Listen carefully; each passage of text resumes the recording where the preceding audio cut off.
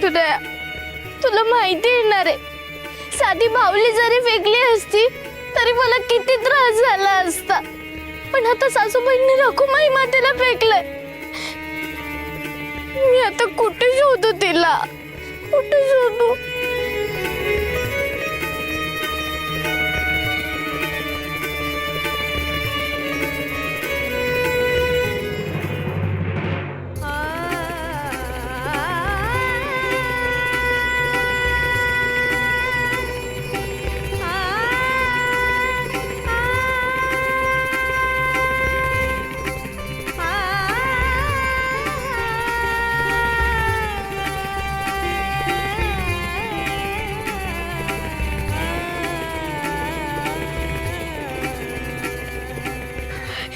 रखुमाई माता,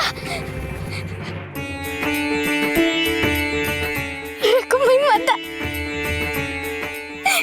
माझी रखुमाई माता, रखुमाई. विठुराया, तू आणि तुळशी मातेने रखुमाई मातेला हलकं झेललं ना रे. रखुमाई माता, तुला लागलं नाही ना ग?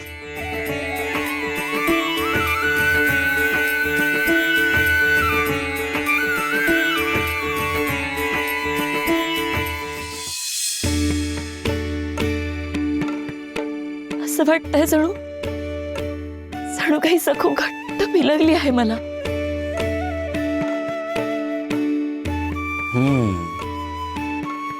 बघावं ते आश्चर्यच आहे म्हणावं.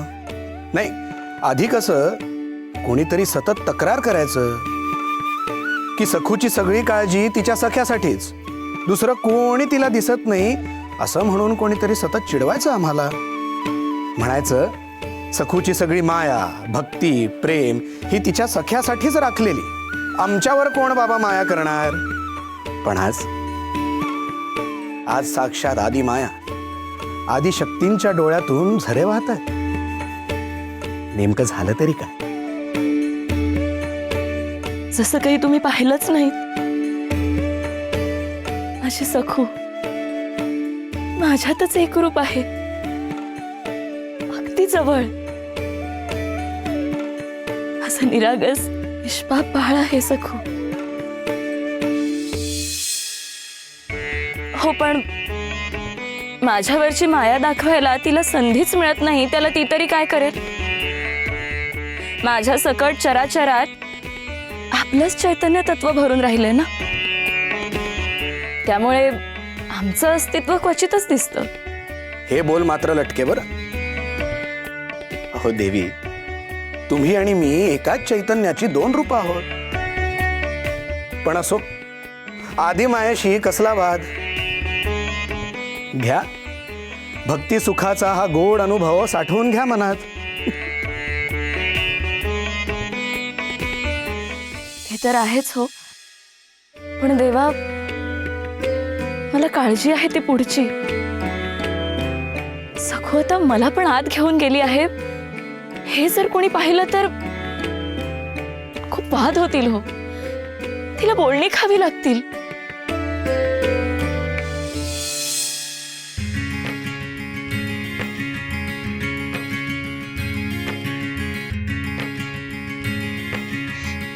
विठुराया, इतके दिवस माझ्या लक्षातच आलं नाही रे.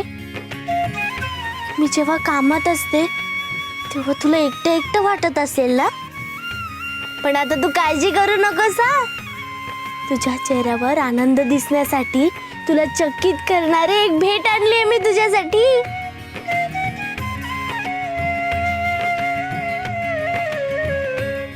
हे बघ, कोण आलंय? रखुमाई.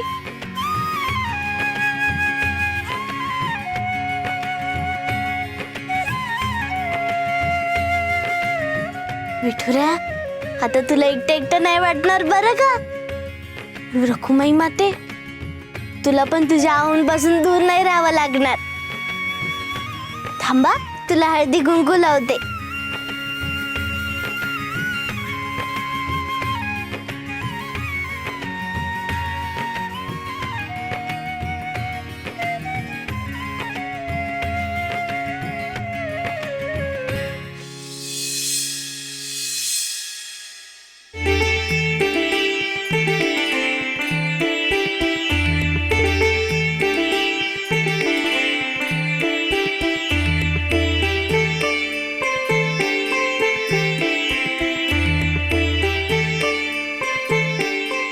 माझ्या लेकीने मला कुंकू लावलाय हो.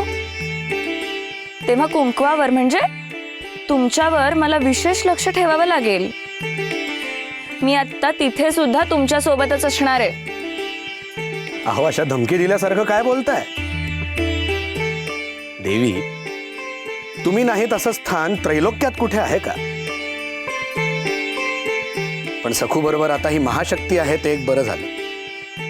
पण तुमची ही लेक कधीही कोड्यात पकडते आणि आपलीच कसोटी पाहते हे लक्षात असू द्या.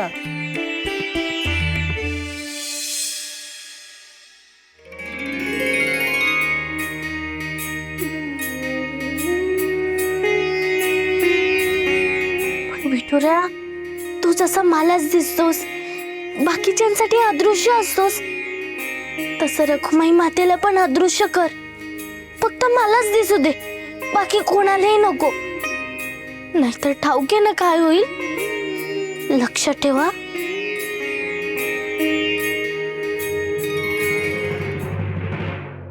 नामोसुतार अगदी रसभरीत वर्णन करत होता हो.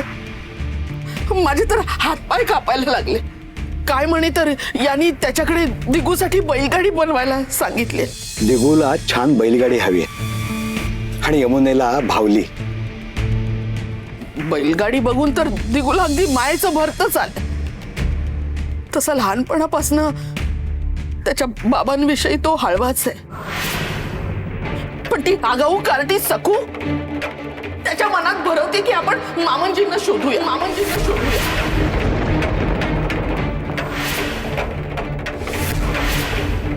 दिगू काय एका पायावर तयार आहे शोध घ्यायला. बाबाजी तुम्ही काहीतरी करा.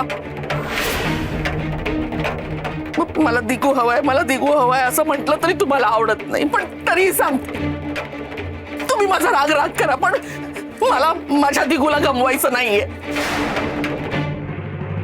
बिंग फुटणार आहे. त्या गोरी बाबा बोलले ना, तुमचं बिंग फुटेल. सकुमच फुटेल. हिला बिंग फुटण्याचा धोका सांगायलाच हवा. बाहेर जा समजेने. मनोरमा ऐकली थांबलीत. जी बाबाजी.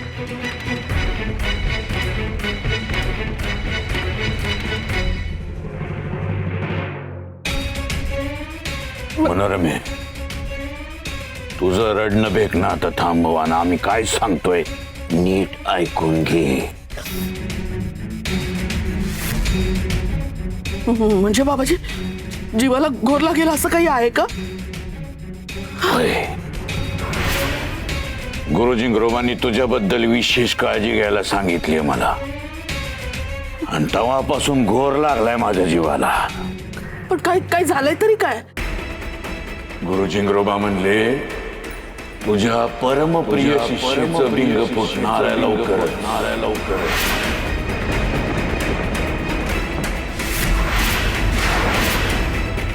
आणि ते ती सखू फोडणार आहे.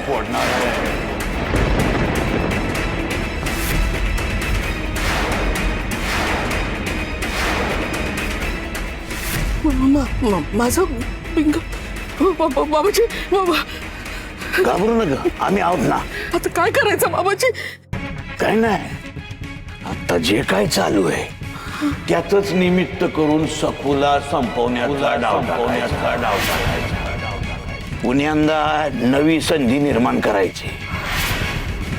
पण तुझं बिंग फुटण्या अदुगर, नाही तर दिगू आजचा जाईल. नाही बाबाजी, असं होतं कामा नाही. तुम्ही असं काहीतरी करा की बिंगही फुटणार नाही आणि दिगूही हातचा जाणार नाही.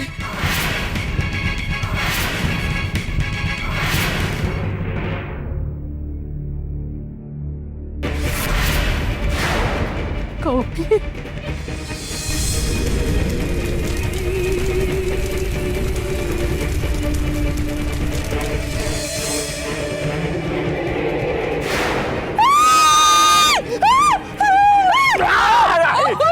बापरे, काय वच्छ काय चाललंय तुझे? हा किंचाळतेस कशाला? कवटी माझ्या अंगावर आले. काय कवटी तुझ्या मागे येते? अगं या कवटीचा मालक तुला ओळखत असणार. छे, मला कोण ओळखणार? श्रीधर दादा.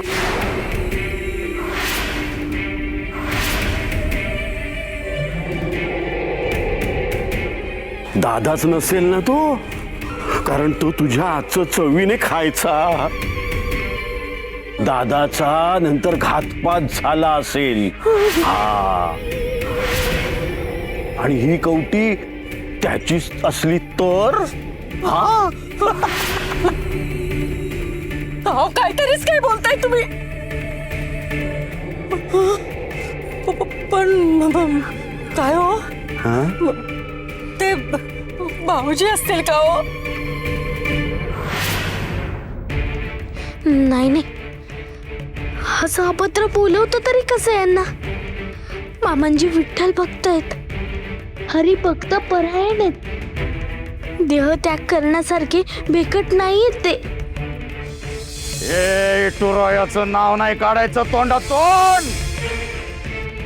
नाव घ्यायचं फक्त हिंगरोबा अन्नच नागोजीचं. मामांजी विठ्ठल भक्त आहेत. विठुरायामुळे जसे बाबाजी माझ्या जीवावर उठले होते, तसेच मामांजींवर सुद्धा रागवले असतील का? बाबाजींनीच काही केलं नसेल ना? ओ, तिकडे जाऊ नका, बघू नका. अहो जर का भाऊजी असतील तर ते त्या महामायेच्या अंगावर जातील ना. आणि ते नामूस उतार आलेले ते काय म्हणाले की भाऊजी पंढरपूरहून येताना त्यांना भेटले. म्हणजे भाऊजी जर घरापर्यंत आले तर ते घरी का नाही आले असतील? तेच सांगतोय. अगं श्रीधर दादाचा घातपात झालाय आणि तो कवटीच्या रूपाने तुझ्या मागे येतोय. भाऊजी, भाऊजी, भाऊजी.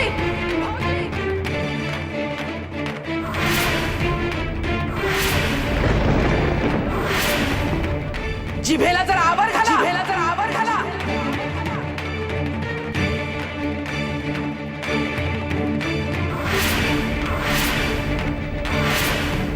कुणाविषयी काय बोलताय? भान आहे का त्याचं? काय झालं रमाई, तू का ओरडतेस का? वहिनी, दादाचा घातपात घडवून त्याचं वाईटच होईल आणि ही कवटी त्याचीच असेल असं मी म्हणत नव्हतो. मला आपलं ते हे दिगू, अरे तुझ्या बापाबद्दल बोलतायत तरी तुझं रक्त थंड कसं?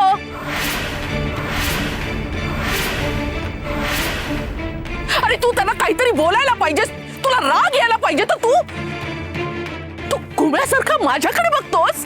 नाही नाही रमाई, अगं मला काहीही माहिती नव्हतं, मी आत्ता ऐकलं. मला आधी नीट समजू तर दे.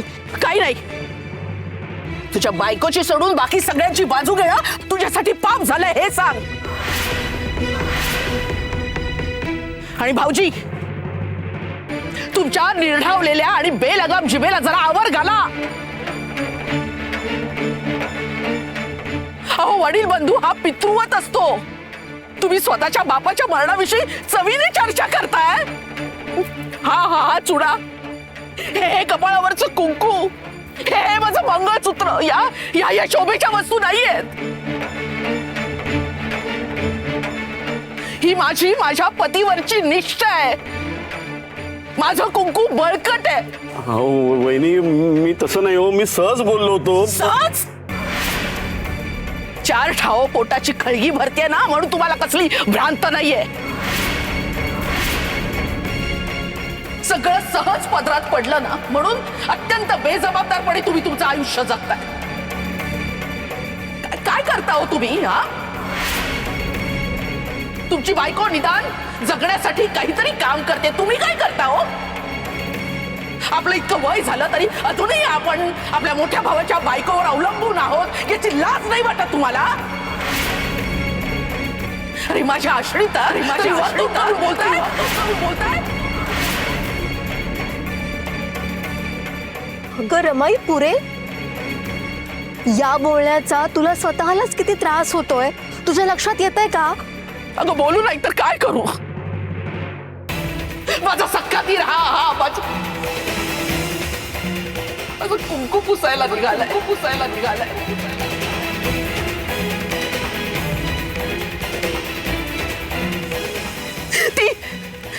ती कवटी तुझ्या बाबांची आहे असं म्हणतोय हा.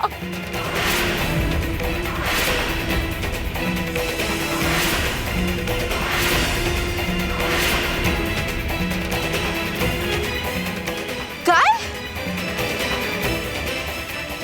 आणि दिगू हे ऐकत उभा आहे? दिगू अगं कोणाकडून अपेक्षा करतेस यमुने तू? बैलगाडी खालून निर्बुद्धपणे शेपूट हलवत चालणाऱ्या कुत्र्यासारखी अवस्था झाली.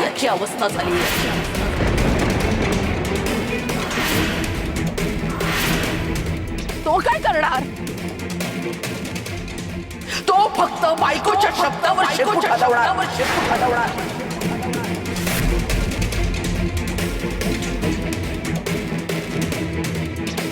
अगं पण तुला तर दिगूचाच आधार वाटायचा.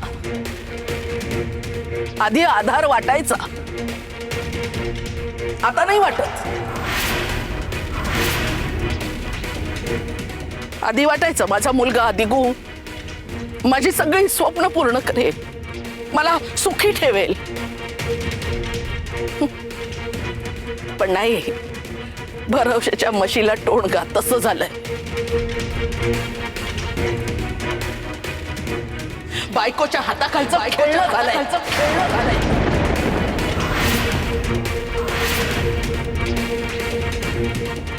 रमाई अगं असं काही नाहीये, मी फक्त तुझाच आहे. बस दिगू,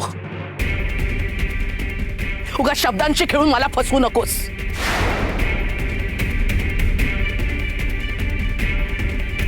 आधी आधार वाटायचा, आता वाटत नाही. हे सत्य आहे. ही अवदसा सकू आली आणि तू माझ्यापासून दूर गेलास. मुलगाच आईला मानत नाही म्हटल्यावर कुणी येत आहे आणि माझ्या नवऱ्याबद्दल काहीही बोलण्याचं धाडस करतंय. तुम्हाला कुणालाच माझी काही किंमत नाही. सगळे माझ्याच जीवावर जगताय, पण माझा कोणीच विचार करत नाही. माझ्या सुखादुःखाची कुणी पर्वाच करत नाही. का तुम्ही असे सगळे वागताय का?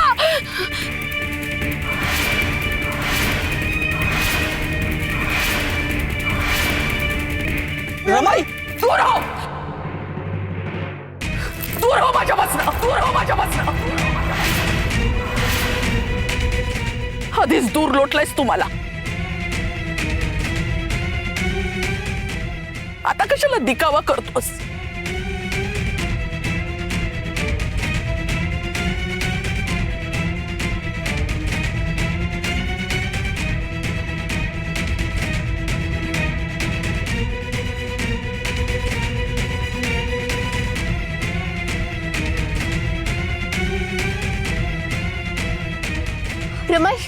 रमाई तू चल. रमाई चल. रमाई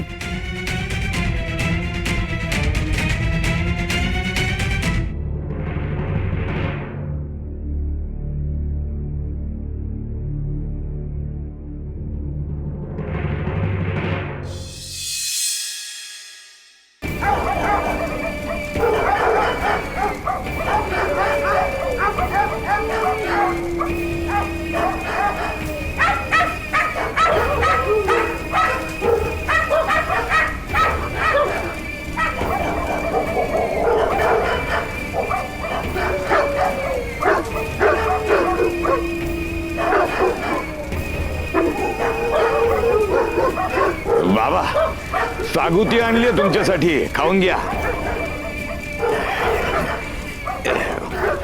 बाबा कृपा करा आणि सांगा ना, कोणतं बिंग फुटणार आहे माझं? काहीतरी संकेत तरी द्या की. तुम्ही सांगितल्यापासून जीवाची नुसती तगमग होते माझ्या. उपकार करा आणि सांगा मला काय ते.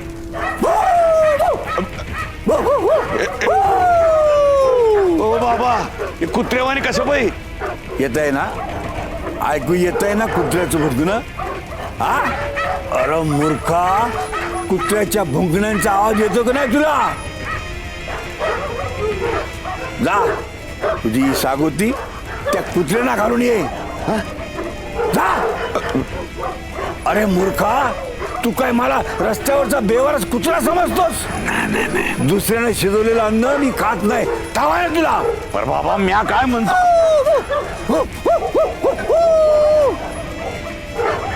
मी सांगतो तेच कर. उचल उचल ये, जा.